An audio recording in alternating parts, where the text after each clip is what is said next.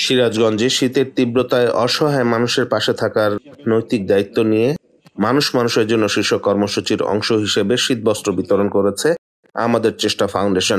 27 December শুক্রবার সকাল 10টায় Sirajganj collectorate school and college মাঠে ক্রাউন এক্সক্লুসিভ ওয়্যার্স লিমিটেডের সহযোগিতায় আমাদের চেষ্টা ফাউন্ডেশনের পরিচালক সৈয়দ ইলিয়াস সিরাজি তুষারের সভাপতিত্বে প্রধান অতিথি হিসেবে উপস্থিত ছিলেন সিরাজগঞ্জের জেলা প্রশাসক মোহাম্মদ নজরুল ইসলাম। বক্তারা বলেন, দরিদ্র অসহায় মানুষেরা দেশ ও সমাজের অংশ, তাই সমাজের বিত্তশালী সহ সকলের উচিত গরিব সুবিধাবঞ্চিত মানুষের পাশে দাঁড়ানো।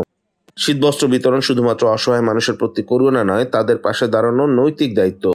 হৃদয়ের মানবতাবোধকে জাগ্রত করে সমাজের সকল সুবিধাবঞ্চিত মানুষের জন্য কাজ করা উচিত। প্রকৃতি ও জীবন স্বাস্থ্যসেবা কেন্দ্রের সহায়তায় শীতার্ত ও গরিব অসহায়দের মাঝে শীতবস্ত্র বিতরণ সকলের দায়িত্ব।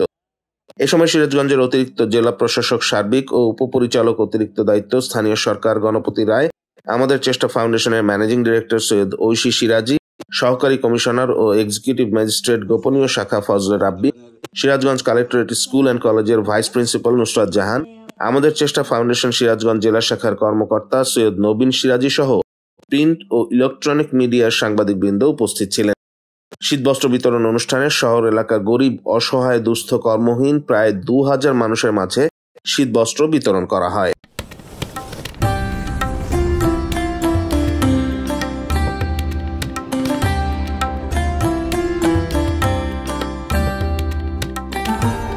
এমই টিভি, স্বাধীন বাংলার স্বাধীন কণ্ঠ।